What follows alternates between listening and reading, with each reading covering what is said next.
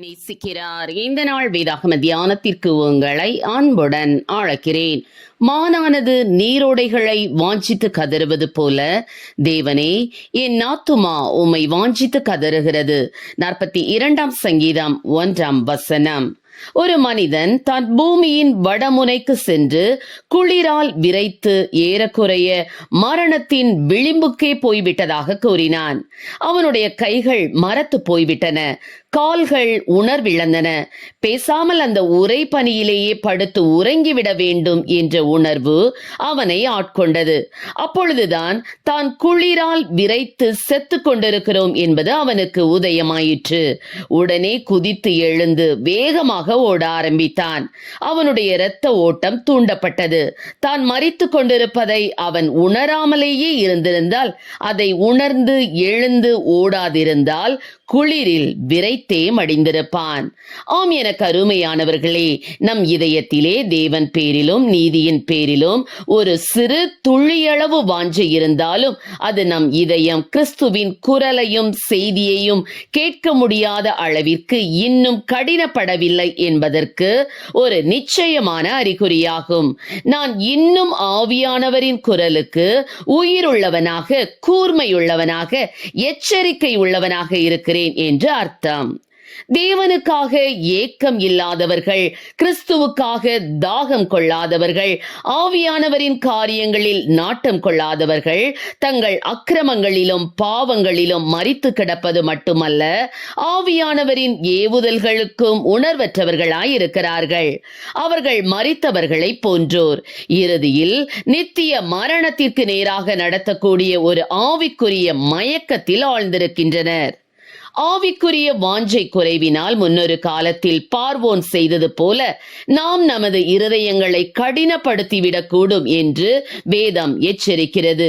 மானிட ஆத்துமாவில் நடைபெறக்கூடிய மிக ஆபத்தான காரியங்களில் ஒன்று இதுதான்.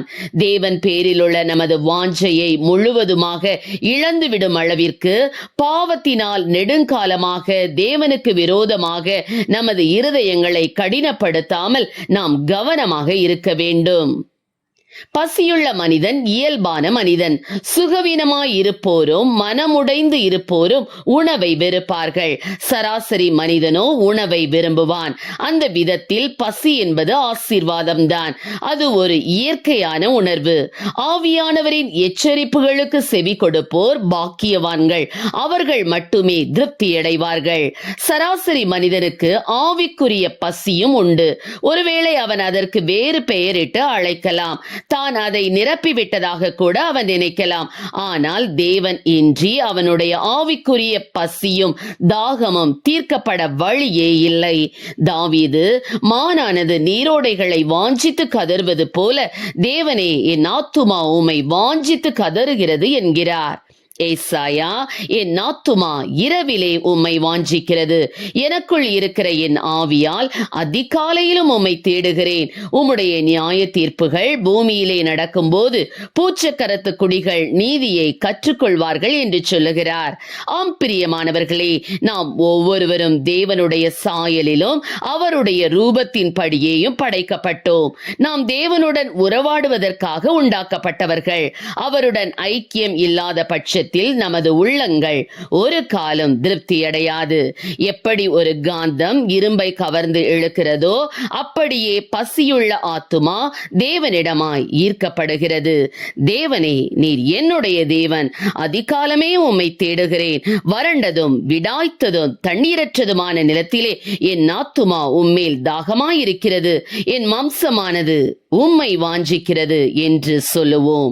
கர்த்தர் நம்மை ஆசீர்வதிப்பாராக. ஆமென். ஜெபம். எங்களை அதிகமாய் நேசித்துவள் நடத்துகிற எங்கள் அன்பின் பரலோக பிதாவே, அப்பா ஸ்தோத்திரம் ஆண்டவர். இந்த உலகத்திலே கத்தாவை காணப்படுகிற காரியங்களை குறித்து அப்பா நாங்கள் எச்சரிப்பு அடைந்து கத்தாவை ஸ்தோத்திரம் அப்பா ஆண்டவரை முன்னோக்கி ஓடுகிறவர்களாக எங்களை நீர் உருவாக்க வேணுமாய் ஜெபிக்கிறோம் ஆண்டவரே.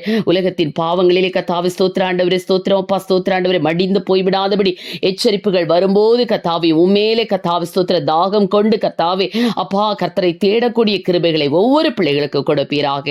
ஆசீர்வதியும். இயேசுவின் நாமத்திலே ஜெபிக்கிறோம் நல்ல பிதாவே. ஆமென்.